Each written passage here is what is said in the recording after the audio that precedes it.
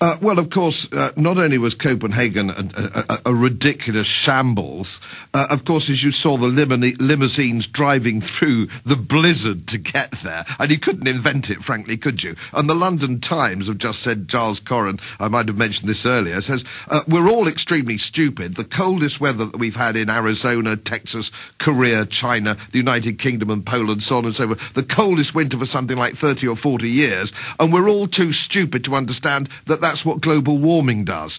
The trouble is, I think, with politicians, they're so detached, they think we're stupid. They think because we're not proactive necessarily in politics that somehow we're stupid, and we have to somehow let them know that we're not stupid, we don't buy it. But you've got to bear in mind, Gordon Brown, Alex, is actually dysfunctional. He's a dysfunctional individual. He's laughably hopeless.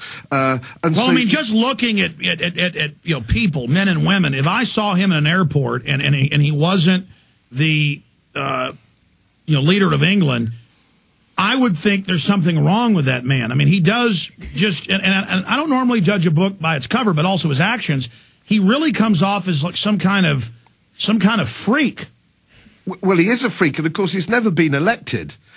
Just bear in mind, he wasn't elected. He never stood for office. He didn't lead the party. He won the leadership of the UK Labour Party, unopposed, and he's never gone forward for an election, and the people have never judged him. Now, that's our system. I'm not saying it's right or wrong, but that's the situation. So the British has never judged him, but sadly, Alex, we have another vacuous, rather stupid young man waiting in the wings, David Cameron, who takes his tie off and calls himself Dave in order to impress the working classes over here, which doesn't cut any mustard at all. But he's equally stupid and vacuous, but he looks good on television, Alex, so that's all right then, isn't it? So what's happening in England? I mean, I do see your party and others really starting to gain ground. The people are slowly but surely, at least from afar, and of course you see that from afar here in the U.S., are starting to get it. To an extent, what's happened recently is that they've disengaged. And they need to re-engage. The polls that we have now are very low. People have stopped bothering to turn out. And that's what we've got to change round. We've got to get people, they've started to not vote for the main parties, but we need to turn that voting in a positive way for parties who are offering something else. And I'm quite sure this happens in America. When I go on the stump talking to people, they agree with everything I say. They say, Godfrey, that's absolutely first class, agree with everything you say. And I say, well, can I rely on your vote at the election? They say, sorry, no, I always vote Conservative. Or Labour. You need a new party, and we've got to get your country out of it, because the new world has to lead us through this, to be honest. All right, going back people have got to stop voting Republican and Democrat as a matter of habit. Absolutely, because that power structure is fully corrupt. But going back here briefly as we go to break, you say you were pulled aside, and I've had other members of the European Union Parliament on who've been openly rebuked.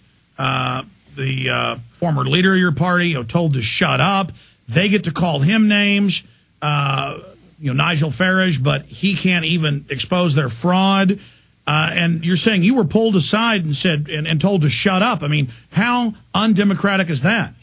Yeah, it's quite extraordinary, isn't it? And the same people that took me aside and asked me to sort of calm down in these chambers of debate, which is, I thought, what politics was all about, are the same people who go back to London pretending, that they're batting for Britain. But of course, people will always, it's tribal. Politics is tribal. It's the same probably with Republicans and Democrats. It's sort of tribal. People always revert to type. And we get the politicians we deserve, in the end. Stay there. That's key. It's like the Cowboys versus the Redskins, or, with your soccer teams, the two big teams against each other. They want to feel like they win by going with the winner. Our guest is going to be with us 5 minutes into the next hour. Then I'm going to open the phones up and cover news. In the final hour, I'm going to get into Glenn Beck, because he is the leader of the Tea Party movement. He is bigger than Rush Limbaugh now with his radio and TV show. There's no doubt. But he is calling for new taxes, and it's a very dangerous situation. And so we're going to discuss it. because I heard him doing some things yesterday and today. It's just this guy, my gut, everything he does tells me look out, because it's the Republican Party trying to maneuver the revolution of awakening and to control it for the status quo of big government and corporate looting. And I'm going to break that down coming up. Also, more on the flu. Mr. Bloom, I interrupted you 30 minutes ago when you tried to get into the flu fraud. And now it's openly all over the newspapers, at least in Europe and the U.S., but I haven't seen much in England. I've seen some in England in the Telegraph. I mean, major government officials are saying, yes, this was a premeditated fraud and the vaccine was dangerous. The German government wouldn't take it. Their military wouldn't take it. I mean, this is quite a scandal. Yes, in fact, you're a little bit ahead of me, I have to say, Alex, because I've been in France now for 2 or 3 days, so you're ahead of me. But it's still being, when I left, it was still being the flu. We were still peddling the flu, would you believe, to babies in between 6 months and 5 years old. It's still being, and basically the inference in the advert is that if you don't do it, basically you're a bad parent. I mean, it's quite strong stuff, Alex. It's quite strong stuff. Oh, they're still advertising it here, too, with the exact same pitch. It's just that simultaneously they say this is the biggest flop ever. People aren't taking it in Europe. They're not taking it here. And it's rotting on the shelves. And it's coming out that it was just a giant hoax. Well, the British Medical Journal here has condemned it. And I did write a parliamentary question to say, they keep saying people are dying of swine flu. They've been saying, there isn't a single recorded death in the United Kingdom of swine flu. Would you believe? Not a single one. I asked a parliamentary question. There's not a single one. So it's interesting how this scam has been moved forward. And what is another interesting thing, of course, is it not, that this is a big money-making scam for the pharmaceutical companies, but they have been absolved of their responsibility to do the due diligence that most pharmaceutical drugs need to do. Well, they were given governmental liability protection because it was a global pandemic, but we now learn the UN changed its rules for pandemic to give it that liability protection.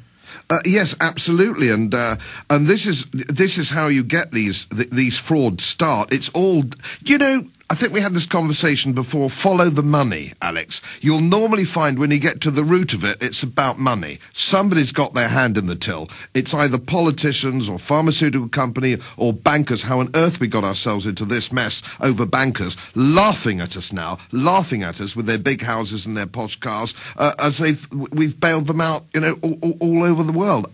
How could we be this stupid? I mean, where did it come from? Well, again, I think what our founding fathers did here in the United States, you look at the Magna Carta and the Parliament Act, it took decades for people in history to get the basic liberties that we fought for. And so I think people need to understand the long view of history. So many people demand instant gratification. They're not happy with the government, but they then just stand down and throw their hands up. That's not the answer. We've got to claw back every bit of freedom we can, and that's how these wars for freedom are won. You're absolutely right. There's one or two things, if you don't mind me being a little bit parochial, Alex. For example, Friends of the Earth, a big charity in Europe, the World Wildlife Fund, Climate Action Network. Friends of the Earth were given €800,000 last year. World Wildlife Fund, 661. Tell you what, Mr. Bloom, we're doing 5 more minutes. We're back in 1 minute. As we go into the next hour, hold it there, okay. And we'll get into how the EU is financing this revolution. Waging war on corruption. Alex Jones on the GCN Radio Network.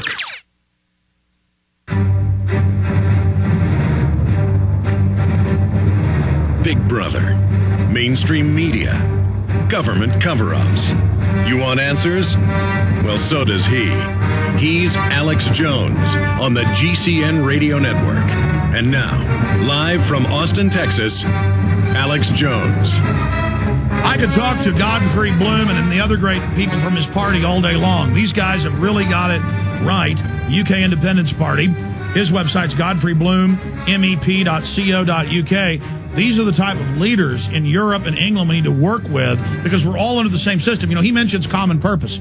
They're in mainstream news shutting down websites that disagree with them. I learned here in Austin, any real charity that tries to actually help community, they have these pet charities that come in and shut you down or move you out or force you out. He was talking about them when I interrupted him. He's bringing up how the EU funds all these land-grabbing fake environmentalists. I mean, this is an agenda to destroy anything that makes people wealthy and independent. They want you all bankrupt like North Korea, living under their control. We got 4 minutes, sir. You've got the floor.